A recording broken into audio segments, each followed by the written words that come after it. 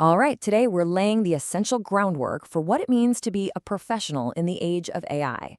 We're going to trace the path of one of the biggest shifts in how we work since, well, the internet.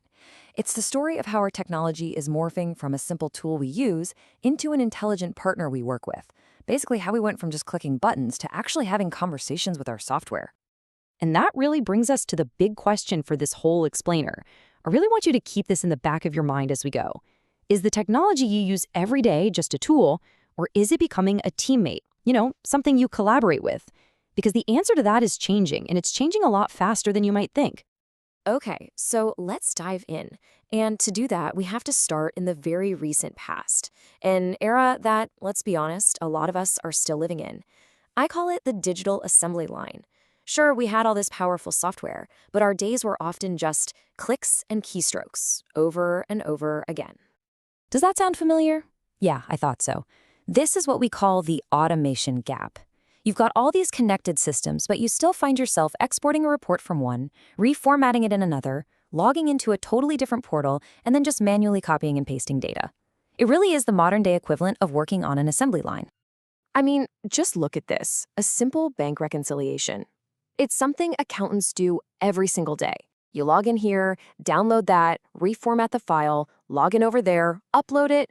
It's this 5-step, totally manual dance.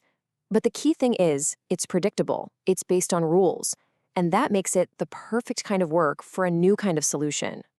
And that solution was Robotic Process Automation, or RPA for short. Now, think of RPA as a digital assistant. It doesn't really think, but man, is it a brilliant copycat. You show it the exact sequence of clicks and keystrokes just one time, and it will do it perfectly without getting tired thousands of times faster than any human ever could. RPA was really the first technology to build a bridge across those frustrating automation gaps. But here's the thing. Copying actions is one thing. Understanding why you're doing them, that's a whole different ballgame. And that brings us to the great AI revolution. This is the moment when technology finally started to learn our language. It was the dawn of a real conversation. And the speed of this change has been just breathtaking. Look at this timeline. Back in 2018, this was basically just a cool research idea. By 2020, it was getting incredibly good at generating text. And then, November 2022, ChatGPT gets released to the public, and everything changed, seemingly overnight. This tech jumped out of the research lab and landed right in the middle of our daily lives.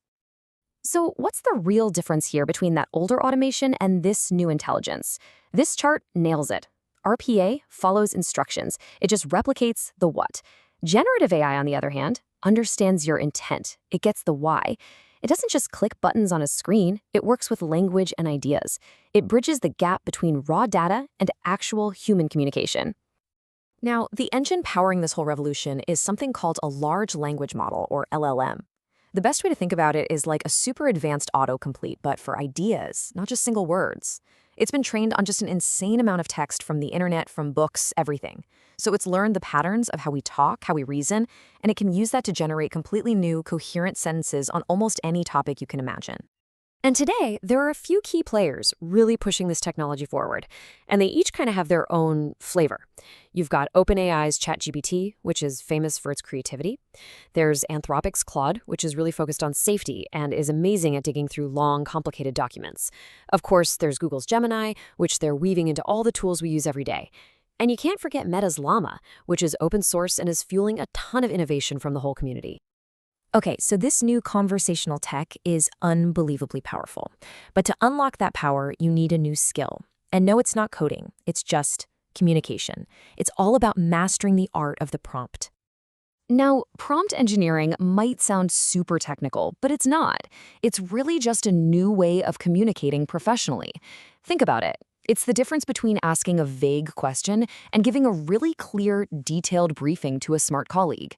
The quality of what you put in directly, and I mean directly, impacts the quality of what the AI gives you back. For instance, if you just go to an AI and type this, explain accounting, what are you going to get? Probably some generic textbook definition that's not very helpful, right? It's that classic saying, garbage in, garbage out. The AI is powerful, but it's not a mind reader. It can only work with what you give it. So, how do we get better results? Well, there's a super simple framework I love to use. Just remember the letters RTCF. First, give the AI a role so it knows what perspective to take. Then, give it a specific task. Next, and this is so important, provide the context. What's the background? Who is this for? And finally, tell it the format you want the answer in. A table, bullet points, you decide. And now, look at the difference. Total game changer, right? By applying that RTCF framework, we get a prompt that is specific, it's contextual, it's targeted.